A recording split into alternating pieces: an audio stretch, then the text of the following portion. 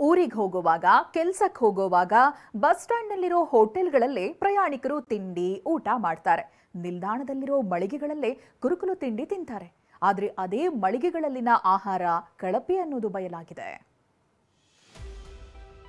Bus ನಿಲ್ದಾಣಗಳಲ್ಲಿ ಆಹಾರ ತಿನ್ನೋ ಮುನ್ನ ಹುಷಾರ್.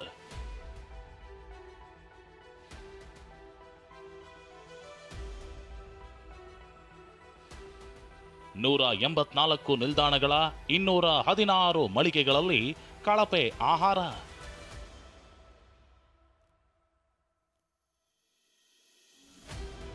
ರಾಜ್ಯದಲ್ಲಿ ಕಲರ್ ಗೋಬಿ, ಕಬಾಬ್, ಪ್ಲಾಸ್ಟಿಕ್ ಹಾಳೆ ಬಳಸಿ ಮಾಡ್ತಿದ್ದ ಇಡ್ಲಿ, ಹೋಳಿಗೆ ಸೇರಿದಂತೆ ಹಲವು ಹಾನಿಕಾರಕ ಆಹಾರ ಪದಾರ್ಥಗಳನ್ನು ಬ್ಯಾನ್ ಮಾಡಿರೋ ಆರೋಗ್ಯ ಇಲಾಖೆ ಈಗ ಬಸ್ ನಿಲ್ದಾಣಗಳಲ್ಲಿ ಮಾರಾಟ ಆಗ್ತಿರೋ ಫುಡ್ ಐಟಂಗಳ ಮೇಲೆ ಕಣ್ಣು ಹಾಕಿದೆ.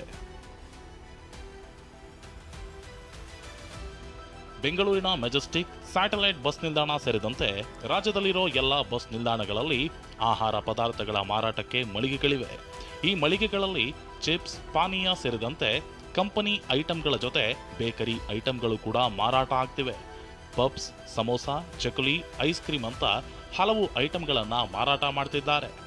ಬಸ್ ಹತ್ತೋ ಅವಸರದಲ್ಲಿರೋ ಜನ ಕೂಡ ಐಟಂಗಳ ಬಗ್ಗೆ ಗಮನ ಹರಿಸೋದಿಲ್ಲ. ಆದರೆ ಬಸ್ ನಿಲ್ದಾಣಗಳಲ್ಲಿ ಮಾರಾಟ ಆಗೋ ಬಹುತೇಕ ಆಹಾರ ಪದಾರ್ಥಗಳು ಕಳಪೆ ಅನ್ನೋದು ಗೊತ್ತಾಗಿದೆ. ಜೊತೆಗೆ ನಿಲ್ದಾಣಗಳಲ್ಲಿರೋ ಹೋಟೆಲ್ಗಳಲ್ಲೂ ಕಳಪೆ ಆಹಾರ ಮಾರಾಟ ಆಗ್ತಿರೋದು ಕಂಡು ಬಂದಿದೆ. ಜೊತೆಗೆ ನಾವೇನೇ ಐಟಮ್ ತಗೊಂಡ್ರು ಹಳೆ ಸ್ಟಾಕ್ ಹೊಸದಿರಲ್ಲ. ಈಗ ಲಾಟಪ್ ನೀವು ನೋಡಿದ್ದು ಸುಮಾರು ತಗ್ಲಾಕಿರ್ತಾರೆ, ಅದು ಎಷ್ಟು ದಿನದ್ದು ಎಕ್ಸ್ಪೈರ್ಡ್ ಆಗಿರುತ್ತೆ.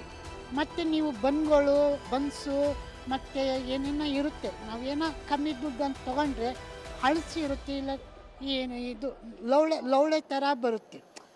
ಜೊತೆಗೆ ಕ್ವಾಲಿಟಿ ಇರಲ್ಲ, ಹಳೇದು, ಜೊತೆ ಬೆಲೆ ಜಾಸ್ತಿ. ಅಷ್ಟಕ್ಕೂ ಎಷ್ಟು ನಿಲ್ದಾಣಗಳಲ್ಲಿ ದಾಳಿ ಮಾಡಲಾಗಿತ್ತು, ಎಷ್ಟು ಕಡೆ ಕಳಪೆ ಆಹಾರ ಕಂಡು ಬಂದಿದೆ ಅನ್ನೋದನ್ನ ನೋಡೋದಾದ್ರೆ,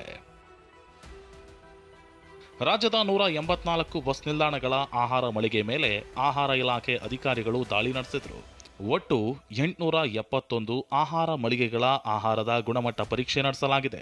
ಈ ಪೈಕಿ 216 ಮಳಿಗೆಗಳಲ್ಲಿ ಊಟದ ಗುಣಮಟ್ಟ ಕಳಪೆಯಾಗಿರೋದು ಕಂಡುಬಂದಿದೆ. ಇಂಥ ಮಳಿಗೆಗಳಿಗೆ ಆಹಾರ ಇಲಾಖೆ ನೋಟಿಸ್ ನೀಡಿದೆ. ಇನ್ನು ಕಳಪೆ ಆಹಾರ ಮಾರಾಟ ಮಾಡ್ತಿದ್ದವರಿಗೆ 55,000 ದಂಡ ವಿಧಿಸಲಾಗಿದೆ. ಇದರ ಜೊತೆ ರಾಜ್ಯದಲ್ಲಿ ಐಸ್ ಕ್ರೀಂ ಹಾಗೂ ಹಾಲಿನ ಉತ್ಪನ್ನಗಳು ಹೈ ರಿಸ್ಕ್ನಲ್ಲಿವೆ. ಹೀಗಾಗಿ ಐಸ್ ಕ್ರೀಂ ಉತ್ಪನ್ನ ಘಟಕಗಳ ಮೇಲೂ ದಾಳಿಯಾಗಿತ್ತು. 415 ಉದ್ದಿಮೆಗಳಿಗೆ ಆಹಾರ ಇಲಾಖೆ ನೋಟಿಸ್ ಜಾರಿಗೊಳಿಸಿದೆ. ಐಸ್ ಕ್ರೀಂ, ಹಾಲಿನ ಉತ್ಪನ್ನ ಖರೀದಿಸುವ ಮುನ್ನ ಎಚ್ಚರ ಅಂತಾರೆ ತಜ್ಞರು.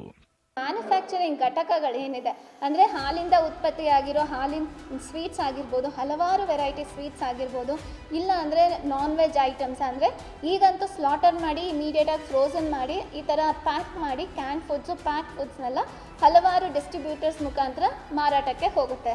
ಮಾನ್ಯತೆಯೂ ಕೂಡ ಇಲ್ದಿರ ಮಾರ್ಕೆಟಿಗೆ ಬರೋವಂಥ ಆಹಾರಗಳಾಗಿರ್ಬೋದು ಅಥವಾ ಮಾಂಸಾಹಾರಗಳಾಗಿರ್ಬೋದು, ಇದೆಲ್ಲನೂ ಆರೋಗ್ಯಕ್ಕೆ ಹಾನಿಕಾರಕ ಆಗಿರುತ್ತೆ. ಹಸಿವು ನೀಗಿಸಿಕೊಳ್ಳಲು ಜನ ಬಸ್ ನಿಲ್ದಾಣದಲ್ಲಿ ಹಿಂದೆ ಮುಂದೆ ನೋಡದೆ ಬಾಯಿ ಚಪ್ಪರಿಸ್ತಾರೆ. ಆದರೆ ಬಹುತೇಕ ಐಟಂಗಳು ಕಳಪೆಯಾಗಿರೋದು ಕಂಡಿದ್ದು ಪ್ರಯಾಣಿಕರು ಶಾಕ್ ಆಗುವಂತೆ ಮಾಡಿದೆ. ವಿನಯ್ ಕುಮಾರ್ ಕಾಶ್ಯಪನವರ್, TV9 ಬೆಂಗಳೂರು.